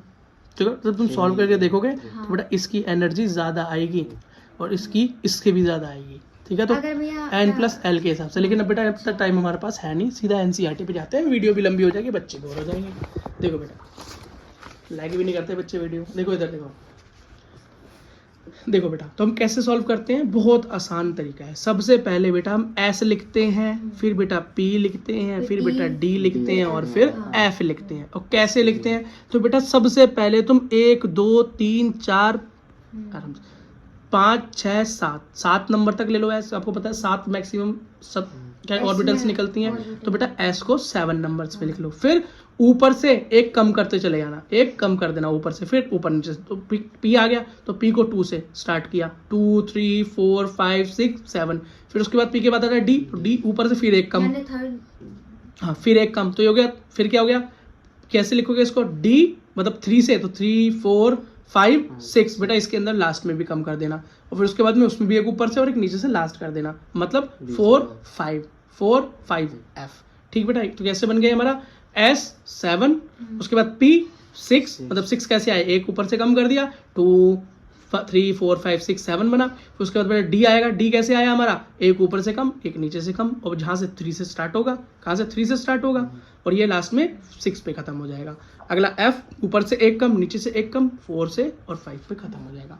बेटा कैसे इलेक्ट्रॉन भरते हैं इसमें, कैसे इलेक्ट्रॉन सबसे पहले 1s में भरा जाता है। तो बेटा एक एरो बना लो, फिर दूसरा एरो बनाओ, एरो बनाते जाओ, फिर दूसरा बेटा एरो क्या बना, 2s में भरा जाता है। ठीक, अब तीसरा एरो बनाओ, तो एरो ऐसे बना, दो गोले कट गए, कौन से, 3s और 2p। तो बेटा क्या हो गया मेरा 1s से अगली बार क्या आया एरो 2s, फिर 2s से क्या आया 2p, फिर आया 3s। फिर बेटा एरो बनाओ अगला, तो क्या आया हमारा 3p 4s, फिर बेटा एरो बनाओ 3d 4p 5s, फिर बेटा एक गोला बनाओ 4d 5d वो 5p और 6s, फिर बेटा एक गोला बनाओ, फिर से एरो निकालो बेटा ट्रांसफर्स में, वही इसके साथ साथ 4f 5d 6p 7x, फिर बेटा एक और बनाओ, फिर एरो मारो और फिर 5f 6d 7p। बेटा ये तरीका होता है याद करने का हमारा शॉर्टकट। नीचे से ये जो करा है कम, हाँ बेटा ये तो याद करना पड़ेगा, ये तो याद करना पड़ेगा, एक एक कम करते जाते हैं। ठीक है, अब बेटा कैसे होता है, हमने कैसे याद किया था, school public school Delhi public school फालतू। ठीक है, हाँ फिर दिल्ली पब्लिक स्कूल फालतू दिल्ली पब्लिक। तो बेटा इतनी लंबी तो कभी कॉन्फ़िगरेशन पहुंचती नहीं थी, बड़े बड़े आइटम में पहुंच पाती थी आगे, तो हमारा दिल्ली पब्लिक स्कूल फालतू पे काम चल जाता था। ये याद करना है तो कर लेना दिल्ली पब्लिक स्कूल वाला, पर पैटर्न मत भूल जाना, कहीं बीच में स्कूल फालतू में भूल जाओ, 10 बार रिवाइज करना पड़ता है। नहीं तो ये बना लेना बेटा, 2 मिनट का टाइम लगता है, ये आपको याद हो जाएगा, नहीं तो हम कन्फिग्रेशन करते करते वैसे भी याद कर ही लेते हैं। ठीक है बेटा, ओके। इलेक्ट्रॉनिक कन्फिग्रेशन में एक क्वेश्चन कर लेते हैं। एक बेटा हमने सोडियम की इलेक्ट्रॉनिक कन्फिग्रेशन करते हैं। बेटा सोडियम के अंदर टोटल इलेक्ट्रॉन कितने होते हैं बोलो, क्या होता है सोडियम का इलेक्ट्रॉनिक नंबर क्या होता है बोलो बेटा, 11 होता है। तो 11 नंबर होते हैं उसके अंदर, इसका मतलब कितने होते हैं बेटा, 11 नंबर होते हैं, मतलब 11 इलेक्ट्रॉन्स फिल करने हैं। ठीक है, अब बेटा मैंने आपको तरीका बता दिया था इलेक्ट्रॉन फिल करने का, तो क्या पोजीशन होती है देख लो। जिसे याद नहीं है वो बेटा इस टेबल को देख लो दोबारा से, अभी तो दिखाई थी, फिर देख लो। सबसे पहले 1s में भरते हैं, फिर बेटा एरो जाता है, फिर 2s में भरते हैं, फिर 2p में और 3s में भरते हैं, और फिर 3p 4s में भरते हैं, फिर 3d 4p 5s में भरते हैं। पर बेटा यहाँ तक जाने की नौबत नहीं पड़ेगी, 11 इलेक्ट्रॉन पहले फिल हो जाएंगे। अब बेटा जिसको ये नहीं पता क्या कि ये बनता कैसे है, तो हमारी वीडियो को थोड़ा सा पीछे से देख लें।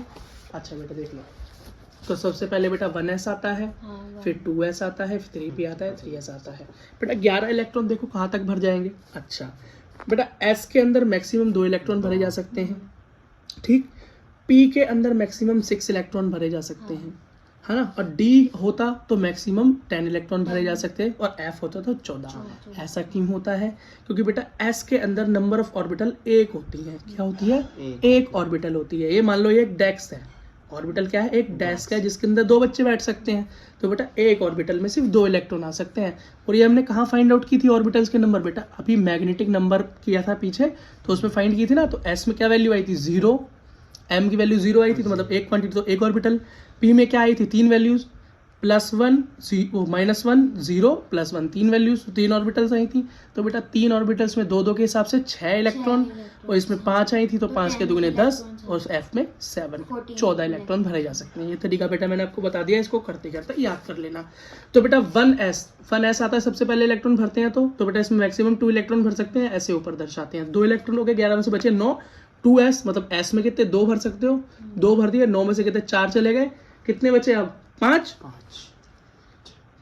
बचे। क्या कर रहे हो बेटा, बेटा 11 में से 4 गए हैं, कहाँ घूम रहे हो, 11 में से 4 चले गए, ठीक। अब कितने बचे 7। बेटा नेक्स्ट आया 2p, क्यों 2s के बाद 2p आता है। कैसे आता है, अभी एरो वाले सिस्टम में बताया था, या स्कूल पब्लिक स्कूल, पर वो याद मत करना स्कूल बेटा वो एरो वाला सिस्टम बना लेना, आसान है, और करते करते तुम्हें पहले याद हो जाएगा क्या क्या आता है, ठीक। तो बेटा इसमें मैक्सिमम p में कितने भर सकते हो आप, 6 इलेक्ट्रॉन, तो 6 भर दिए। अब बेटा बचे कितने 6 2 8 2 10 11 ही तो होते हैं, टोटल 1 बचा। तो बेटा इसके बाद 2p के बाद आता है 3s, और s में मैक्सिमम 2 भर सकते हैं और कम से कम, तो बेटा जो बचा है वही भरोगे 1, और अब बचा ही नहीं इलेक्ट्रॉन, तो यही इलेक्ट्रॉनिक कन्फिग्रेशन इसकी खत्म हो गई। कैल्शियम की बेटा मैंने ये कर रखी है 1s2 2s2 2p6 3s2 3p6 4s2। अब बेटा कैल्शियम की आप करोगे और कमेंट में मुझे बताओगे कैल्शियम का एटॉमिक नंबर क्या होता है और उसकी कन्फिग्रेशन कैसे की, और ऑफलाइन जो बच्चे भी समझ रहे हैं वो होमवर्क में इसको कर लाएंगे, ठीक है बेटा, ओके। अब बेटा नेक्स्ट है मेरा पॉलीज एक्सक्लूजन प्रिंसिपल। क्या है, पॉलीज एक्सक्लूजन प्रिंसिपल। हाँ बेटा यही है, देखो तो 1 orbital maximum 2 electron with opposite spin. बेटा पॉलीज ने बोला, पॉली इनका नाम था, पॉली जो साइंटिस्ट है उन्होंने बोला एक ऑर्बिटल में मैक्सिमम 2 इलेक्ट्रॉन आ सकते हैं। तो कोई नई चीज तो बताई नहीं भैया, वो तो आप बाबू ने बता दी, हम सीख गए। अगला, पर इसने बोला भैया अपोजिट स्पिन, क्योंकि आपको पता है भैया इलेक्ट्रॉन एक एंटी क्लॉकवाइज भी घूमता है और क्लॉकवाइज भी घूमता है, ठीक है। तो बेटा हमको खुद पता है कि s में मेरे 2 इलेक्ट्रॉन आ सकते हैं, p में 6, d में 10 और f में 14। कैसे आ सकते हैं वो मैंने आपको पहले ही बता दिया, और मैंने यहाँ पे बेटा लिख रखा है कि p में 3 ऑर्बिटल होते हैं 6 इलेक्ट्रॉन आते हैं, d में 5 होते हैं तो 10 आते हैं, f में 7 होते हैं तो 14। क्यों, एक ऑर्बिटल के अंदर 2 इलेक्ट्रॉन्स आ सकते हैं। ये किसने बताया, पॉली ने बताया। पॉली ने पता नहीं क्यों बताया, जब अब वो पहले यूज कर रहे हैं तो बुक के अंदर थोड़ी दिक्कत है, पॉली पहले आने चाहिए थे, अब बाद में आने चाहिए थे, क्यों, है ना। अगला देखो बेटा, अगला है बेटा हुंड्स रूल। क्या है, Hund's rule of maximum multiplicity. ये बहुत इंपॉर्टेंट है हुंड्स रूल। क्यों बेटा, हुंड ये बताता है, हुंड बेटा हवा में बात नहीं करता, हुंड कहता है मुझे ऑर्बिटल बनाकर दिखाओ और उसमें इलेक्ट्रॉन भर कर दिखाओ। क्या बोलता है, इलेक्ट्रॉन भर कर दिखाओ। मान लो इसने सबसे पहले पी क्या ले ली, पी सबशेल ले ली। क्या ले ली, हमने पी सबशेल का एक चित्र बनाया, ठीक। अब उसने बोला पी सबशेल में कितने ऑर्बिटल है, मतलब उसके अंदर और कितने सेक्शन है, पी में 3, पी में 3 निकलते हैं ना, ऊपर देखो बेटा पी में 3 ऑर्बिटल्स होती हैं ना, तो पी में मैंने कितने सेक्शन बनाए, 1 2 3, और पॉली ने क्या बताया बेटा, उससे पहले हमें पॉली बता चुके हैं क्या कि एक ऑर्बिट के अंदर 2 इलेक्ट्रॉन आते हैं, और बेटा हम तो पहले ही कर चुके हैं इस क्वेश्चन को, लेकिन उसने बोला 2 के 2 मत घुसेड़ देना। उसने क्या बोला, उसने बेटा हुंड्स रूल ने ये बोला सबसे पहले इलेक्ट्रॉन को सिंगल सिंगल भरो, जितनी भी ऑर्बिटल दे रखी हैं उसमें सिंगल सिंगल भरो, और फिर बाद में उसका पेयर बनाओ। पेयर भी कैसा, नेगेटिव पेयर, पॉजिटिव मतलब ऊपर की तरफ और नेगेटिव मतलब नीचे की तरफ, क्योंकि बेटा स्पिन तुम्हें पता है दोनों तरफ मूव करता है इलेक्ट्रॉन, तो एक ऊपर की तरफ और एक नीचे की तरफ, क्लॉकवाइज और एक एंटी क्लॉकवाइज। सबसे पहले सीधा सीधा भरो और फिर बेटा उसके उल्टा भरो। जैसे इसने बोला पी और पी सबशेल है, उसके अंदर कितने 5 इलेक्ट्रॉन भरने हैं, कितने पी सबशेल में कितने इलेक्ट्रॉन भरने हैं 5 इलेक्ट्रॉन भरने हैं। तो पी सबशेल में ऑर्बिटल होते हैं 3, तो हमने 3 सेक्शन बना दिए। इलेक्ट्रॉन को सिंगल सिंगल भरना होता है तो एक सिंगल सिंगल सिंगल भर दिया, 3 हो गए। अब बेटा इसके अपोजिट भरने हैं, कैसे, तो एक सबसे पहले भरा, पेयर बन गया पहला, दूसरा भरा फिर पेयर बन गया, लेकिन बेटा टोटल मेरे 5 हो गए, तो अब इसको ऐसे ही छोड़ना पड़ेगा। ये है हुंड्स रूल। क्या है बेटा, हुंड्स रूल। हुंड्स रूल के अकॉर्डिंग बेटा ये क्वेश्चन ऐसे ही सॉल्व होता है। अगला देखो बेटा, नोड्स। क्या नोड्स, नोड्स क्या होते हैं भाई, ये तो हम पहले ही पढ़ के आ चुके हैं। ये देखो वेव मैकेनिक मॉडल के अंदर हमने बताया था वो जगह जहाँ पर बेटा इलेक्ट्रॉन मिलता है पोजीशंस में, वो होती है भैया ऑर्बिटल्स, हाँ। और बेटा जहाँ पर इलेक्ट्रॉन मिले ना, हाँ, वो जगह होती है नोड्स। क्या होती है, नोड्स। तो बेटा जहाँ इलेक्ट्रॉन ना मिले एटम में वो क्या है, नोड्स। वो बेटा 2 तरह की होती हैं। कैसी, 2 तरह की नोड्स होती हैं, एक होती है रेडियल नोड या और एक होती है एंगुलर नोड। मतलब रेडियल होगी या स्फेरिकल होगी, गोल होगी, कोई एंगल नहीं बनेगा, और एंगुलर नोड जो बेटा कोई एंगल फॉर्म करे, ठीक। तो स्फेरिकल जो नोड होगी बेटा वो कैसे निकलती है, वो निकलती है n - l - 1, n - l - 1। l क्या है, n क्या है प्रिंसिपल क्वांटम नंबर, l क्या है एजीमुथल क्वांटम नंबर -1। और बेटा एंगुलर नोड तो बस l निकलती है, l मतलब एजीमुथल क्वांटम नंबर। इसका मतलब s में तो l 0 होता है, एस सबसेल के लिए तो एल 0 होता है, तो इसका मतलब एंगुलर नोड वहाँ पर होती नहीं। और होगी क्यों, मुझे पहले ही पता है कि एस सबसेल की शेप कैसी होती है, गोल। तो वहाँ एंगल बनेगा क्या, एंगल तो यहाँ बनेगा, यहाँ पर कुछ ये डंबल पंबल वाली शेप हो रही है तभी एंगल कुछ बन रहा है, या डबल डंबल वाली शेप बने तो कुछ बनेगा एंगल। 0 में तो कुछ और एंगल है ही नहीं, 360 का टोटल खुद है। समझ में आ गया। तो नोडल प्लेन बेटा किसके बराबर वैल्यू होती है, एल के बराबर एजीमुथल क्वांटम नंबर के हिसाब से इसकी बेटा क्या होती है, वैल्यू होती है। समझ गए। बस अगला देखो बेटा, लास्ट है इसके अंदर फोटो इलेक्ट्रिक इफेक्ट। बेटा मैं बहुत स्लो पढ़ा रहा हूँ, बहुत आराम से पढ़ा रहा हूँ और इंपॉर्टेंट टॉपिक्स आपको बता रहा हूँ, ठीक है। क्यों बेटा, आपका कुछ छूटे भी ना और आपका टाइम भी ज़्यादा वेस्ट ना हो, तो इधर उधर भागने की जरूरत नहीं है। लास्ट चीज़ समझ लो, फोटो इलेक्ट्रिक इफेक्ट क्या है बेटा। जब हम किसी भी मेटल के ऊपर फोटोन मारते हैं या एनर्जी देते हैं, उसे गर्म करते हैं, या उसके ऊपर बेटा सूरज की रोशनी पड़ती है और वो गर्म हो जाता है, जैसे हमारा वो होता है ना यार बैटरी वाला सेल चार्जर वाला जो ऊपर सनरूफ पे लगी होती है, ऊपर क्या होता है, सन पड़ता है, गर्म हो जाता है वो। बेटा जब ऐसा होता है तो उसके अंदर से इलेक्ट्रॉन्स निकलते हैं। क्या निकलते हैं, इलेक्ट्रॉन्स निकलते हैं या एनर्जी एमिट करते हैं, ठीक है। और बेटा उसी के तरीके से हमारा क्या होता है, सेल चार्ज हो जाती है, बैटरी चार्ज हो जाती है, घर में क्या सोलर एनर्जी का काम हो जाता है। इसके बारे में कभी और बताते हैं, अभी सुन लो। तो बेटा जब किसी भी सरफेस पर, मेटल सरफेस पर लाइट पड़े और बेटा उसके चक्कर में इलेक्ट्रॉन्स क्या हो, इजेक्ट हो, बाहर निकल जाए, मतलब इतनी एनर्जी मिले इलेक्ट्रॉन की वो अपनी ऑर्बिट छोड़ के बाहर ही आ जाए, तो उसको बोलते हैं फोटो इलेक्ट्रिक इफेक्ट, ठीक। ये देने वाले साइंटिस्ट का नाम था आइंस्टाइन, और इसके लिए उन्हें क्या मिला था, नोबेल पुरस्कार। क्या मिला था, नोबेल पुरस्कार। फॉर्मूला दिया है उन्होंने, H nu equals to 5 plus kinetic energy. बेटा यहाँ पर H क्या है, ये H है बेटा इंसिडेंट फोटो क्वांटा एनर्जी, मतलब या तो फोटो या क्वांटा बोल दो। क्वांटा क्या होता है भैया, फोटोन एक ऐसा क्वांटा होता है तो इसको देख सकते हैं, फोटोन या क्वांटा एक ही चीज है, लेकिन भैया ऐसा क्वांटा जिसको देखा जा सके वो फोटोन कहलाता है, या क्वांटा बोल दो या फोटोन बोल दो। वो इंसिडेंट मतलब जब किसी सरफेस पर पड़ेगा इंसिडेंट होगा या पड़ेगा, तो किस एनर्जी से पड़ा, किस एनर्जी से पड़ा। और ये क्या है, वर्क फंक्शन, मतलब किसी ऑर्बिट से इलेक्ट्रॉन को निकलने में जो ताकत लगेगी वो है वर्क फंक्शन, और उस बाहर निकलने के बाद जो उसमें तेजी आएगी। भैया मैंने माना कि मेरे पास 10 एनर्जी थी, कितनी 10, बाहर निकलने में 5 लग गई और बाकी 5 से मैं इधर उधर घूम रहा हूँ, है ना। तो बाकी बची हुई 5 जो मेरी काइनेटिक एनर्जी में परिवर्तित होगी, मतलब स्पीड बनेगी ना, स्पीड मतलब काइनेटिक एनर्जी इलेक्ट्रॉन की, तो बेटा यही है काइनेटिक एनर्जी ऑफ इलेक्ट्रॉन। ये वर्क फंक्शन मतलब मेटल में से इलेक्ट्रॉन के बाहर आने में जो ताकत लगी, जो अपनी शेल छोड़ने में ताकत लगी, वो वर्क फंक्शन। बस बेटा बात खत्म। यही एक क्वेश्चन था, है ना। अच्छा, एक क्वेश्चन है बेटा यहाँ पे, calculate the ratio of energy of two radiation having wavelength इतना 2000 एंगस्ट्रॉम और 6000 एंगस्ट्रॉम रिस्पेक्टिवली। ये कह रहा है भैया दो वेवलेंथ दे रखी है, सॉरी दो एनर्जी की वेवलेंथ दे रखी है, क्या एक दे रखी है। तो एनर्जी का फॉर्मूला मुझे पता है, एनर्जी किसी भी रेडिएशन की एच म्यू के बराबर होती है। तो पहले वाले की एच न्यू 1 लिख दो, दूसरे वाले की एच न्यू 2 लिख दो। दोनों का भैया रेशियो कैलकुलेट करना है, मतलब दोनों का रेशियो बनाना है। न्यू क्या होता है, फ्रिक्वेंसी क्या होती है, C by lambda, speed of light बटे में वेवलेंथ। तो भैया इसकी जगह मैंने खोल दिया, तो ये हो गया H C by lambda, H C by lambda 2। अब ऊपर नीचे रख के काटेंगे तो भैया एच से एच गया, सी से सी गया, लैम्डा 1 बाय लैम्डा 2। अब इसको बेटा सीधा कर लो तो ये हो गया लैम्डा 2 बाय लैम्डा 1। ठीक है, अब ये लैम्डा 2 क्या दे रखा था मेरे को, 6000 वेवलेंथ, और लैम्डा 1 क्या दे रखी है, 2000। 6000 से 2000 कटा और आंसर आया 3000 एंगस्ट्रॉम। कोई दिक्कत। अगला क्वेश्चन देखो, calculate the kinetic energy of a photo electron object in a photon of energy है। बेटा एक फोटोन ने इसकी एनर्जी दे रखी है और काइनेटिक एनर्जी पूछ रहा है, तो काइनेटिक एनर्जी वाला क्वेश्चन तो फोटो इलेक्ट्रिक वाले से ही होगा। तो फोटो इलेक्ट्रिक की मैंने क्या पढ़ी थी, H nu equal to 5 plus kinetic energy.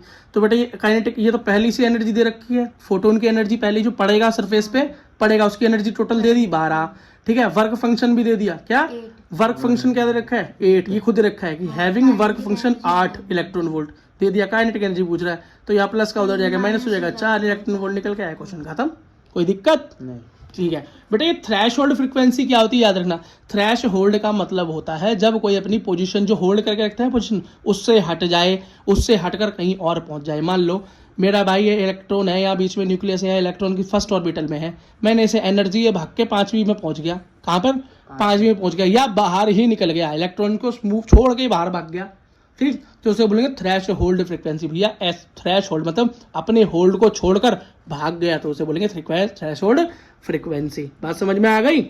ठीक है बेटा, photo electric effect and black body radiation support particle nature of light. मतलब लाइट का पार्टिकल नेचर सपोर्ट करती है ये थ्योरी जो है। पार्टिकल नेचर मतलब स्ट्रेट लाइन में मोशन, मतलब क्वांटम नेचर भी कह सकते हैं। बेटा इसी के साथ आपका चैप्टर खत्म होता है।